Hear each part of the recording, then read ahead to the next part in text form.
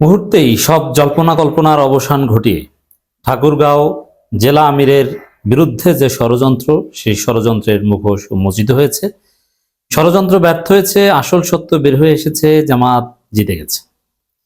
দর্শক, আমি যেটা বলেছিলাম যে অত্যন্ত সুপরিকল্পিতভাবে ওয়েল প্ল্যান্ড, ওয়েল ডিজাইনড একটা ষড়যন্ত্র জামাতের বিরুদ্ধে, যার নেপথ্যে ডিজিএফআই এবং বিভিন্ন এজেন্সি এবং মিডিয়াগুলো তো আছে, যেটাকে আমি মিডিয়া কো বলেছিলাম।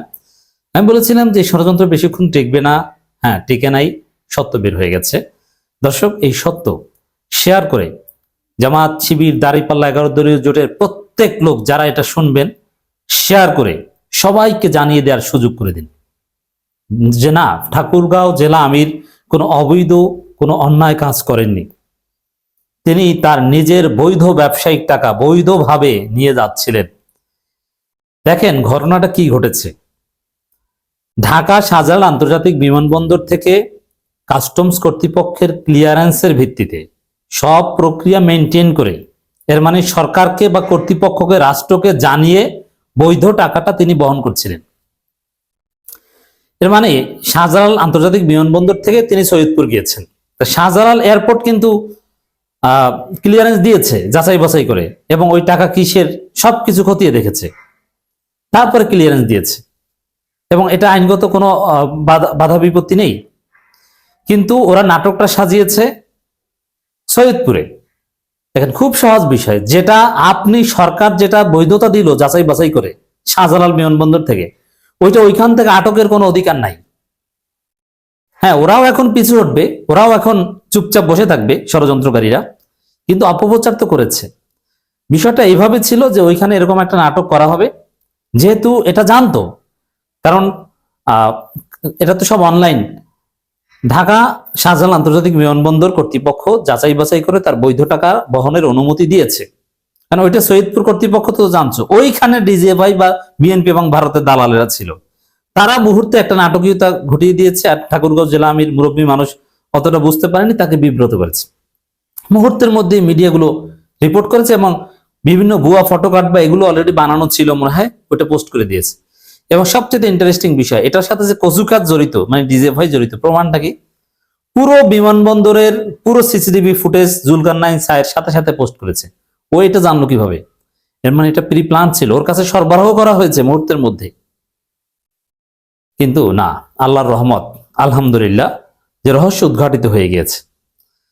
দর্শক, জামাত ইসলামী সংবাদ সম্মেলন করেও এই বিষয়ে ক্লিয়ার বলেছে, কাস্টমসের অনাপত্তিতেই ঠাকুরগাঁও জেলা জামাতের আমিরকে টাকা বহনের অনুমতি দেওয়া হয়। অভ্যন্তরীণ রুটে অর্থ পরিবহন কোনো সীমাবদ্ধতা নেই। Group captain SM. Ragib Samad, নির্বাহী পরিচালক শাহজালাল আন্তর্জাতিক বিমানবন্দর, তিনি এটা বলেছেন। এই কথার মাধ্যমে বিএনপির এই অপপ্রচার, এই গুজব, জামাতের এই চরিত্র হননের প্রজেক্ট ব্যর্থ হয়েছে। যেরকম আমিরে জামাতের এক্স অ্যাকাউন্ট নিয়ে ওরা মারা খেয়েছে, কঠিন মারা খেয়েছে, এরকম ঠাকুরগাঁও জেলা আমিরকে নিয়ে যে ষড়যন্ত্র, সেটাও মুহূর্তের মধ্যে মারা খেলো। ভাগ্য বলো ভোটের আগেই হয়ে গেছে। তো এখন ওরা মিথ্যুক ষড়যন্ত্রকারী হিসেবে প্রমাণিত হলো, এটা জামাতের জন্য ওভারঅল ভালো হয়েছে। কেউ বিশ্বাস করবেন না কি ঘটেছে। এই যে দেখলেন, শাহজালাল আন্তর্জাতিক বিমানবন্দর কর্তৃপক্ষ স্পষ্ট বলেছে যে তার টাকা যাচাই বাছাই করে সন্দেহজনক হলে তো আর অনাপত্তি দিত না। তখন তো শাহজালাল, দেখেন মূল বিষয়টা দেখেন, পাটপারি কত প্রকার, কি কি অবৈধভাবে কোনো কিছু ক্যারি করতে গেলে তো উৎসের জায়গায় বিমানে ঢোকার সময় তো ধরা পড়ে। আসল চেকটা তো করা হয় ঢোকার সময়, ঢোকার পরে তো সিম্পল চেক। আমরা কি বিদেশে চলাফেরা করি না? সবচেয়ে বেশি কড়াকড়ি হয় ঢোকার সময়, এর পরেরটা অনেক বিমানবন্দরে পরে চেকই করা হয় না আপনাকে, কারণ আগে তো চেক করা হয়েছে।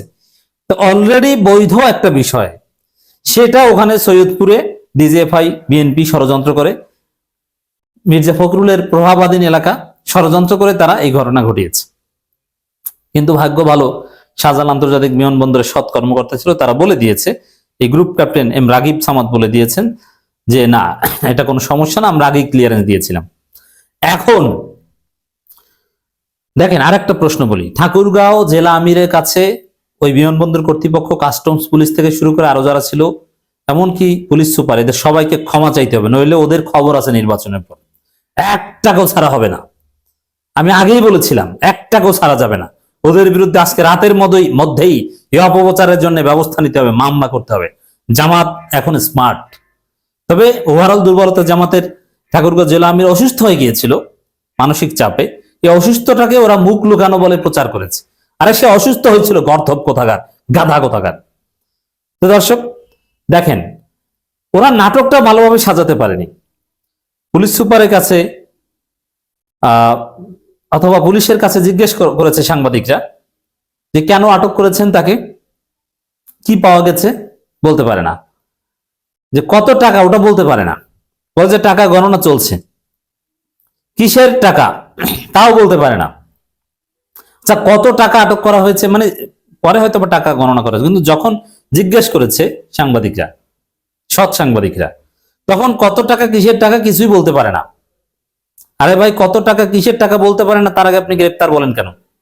আপনি সর্বোচ্চ বলতে পারেন আমরা চেক করছি, যেটা রুটিন চেক, কিন্তু আপনি গ্রেপ্তার হিসাবে পুরো জাতিকে বিভ্রান্ত করে দিলেন। আর বিভিন্ন দালাল মিডিয়ার ফটোকার্ড অলরেডি রেডি ছিল, জাস্ট পেস্ট করে দিয়েছে। তো দর্শক, এই হচ্ছে ষড়যন্ত্র। এটা তার বৈধ টাকা, এখানে তাকে আটক করার কোনো অধিকার ছিল না। ডিবাং হচ্ছে, পুরো জাতি এখন সচেতন, সবাইকে জানিয়ে দিচ্ছে, আপনারাও জানিয়ে দিন যে সরকারের যাচাই বাছাই শেষেই তার বৈধ টাকা বৈধভাবে নেয়ার অনুমতি দিয়েছিল শাহজালাল আন্তর্জাতিক বিমানবন্দর কর্তৃপক্ষ। পরবর্তীতে তিনি ষড়যন্ত্রের শিকার। কিন্তু এইসব ষড়যন্ত্র করে, এবং আরো ষড়যন্ত্র এরকম হবে, আরো নাটক সাজাবে পুরো প্রশাসন, বিভিন্ন গোয়েন্দা সংস্থা, বিশেষ করে ডিজিএফআই, কচুখ্যাত, এরা জামাতকে বিতর্কিত করতে আরো বেশ কিছু কাজ আগামীকাল পর্যন্ত করবে, কিন্তু পারবে না, সফল হবে না। জামাত জিতবে ইনশাআল্লাহ। ব্যবসার টাকাকে নির্বাচনে বলে ভিন্ন খাতে নেয়ার চক্রান্ত, এটা স্পষ্ট হয়েছে। জনকণ্ঠ এভাবে রিপোর্ট করেছে, ব্যবসার টাকাকে নির্বাচনে বলে ভিন্ন খাতে নেয়ার চক্রান্ত চলছে। খবরটা দেখেন, এটা জামাত যেটা স্পষ্ট করেছে। সহকারী সেক্রেটারি জেনারেল জামাতের তিনি সাংবাদিকদের কাছে তথ্য প্রমাণ দিয়েছেন যে দেখেন, এই টাকা যাচাই বাছাই শেষেই শাহজালাল আন্তর্জাতিক বিমানবন্দর থেকে ক্লিয়ারেন্স দেওয়া হয়েছে। যদি অবৈধ বা গোপন কিছু হতো তাহলে কি বিমানবন্দরে অনাপত্তিপত্র নিয়ে যাওয়া হয়? না, গোপন হলে তো গোপন পথে নেওয়া হয়, ওটা তো ট্রাকে মাছের মধ্যে ভরে অথবা সবজির ট্রাকের নিচে করে নেওয়া হতো।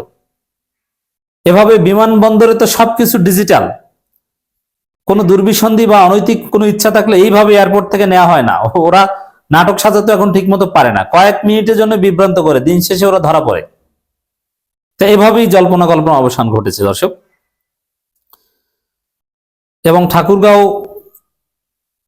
পুলিশ সুপার এবং সংশ্লিষ্ট থানার যে সৈয়দপুর থানার যে ভারপ্রাপ্ত কর্মকর্তা, তাদের বিরুদ্ধে ব্যবস্থা নিতে হবে। আজকে রাতের মধ্যেই তাদের বিরুদ্ধে অ্যাকশন নিতে হবে।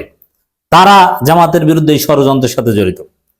এবং জুলকারনাইন সাহেবের মোটিভ দেখলেই, তার ভিডিও ফাঁস সবকিছু দেখলেই বোঝা যায় যে এগুলো ডিজিএফআই তাকে সরবরাহ করে, কচুখাত তাকে সরবরাহ করে। আল্লাহর কাছে শুকরিয়া যে বিরাট একটা ষড়যন্ত্র ব্যর্থ হলো, সত্য উদ্ঘাটিত হলো। এটি হচ্ছে আল্লাহর সাহায্য। ওয়াকাদ জাআল হাক্কু জাহাকাল বাতিল ইন্নাল বাতিলা কানা জাহুকা।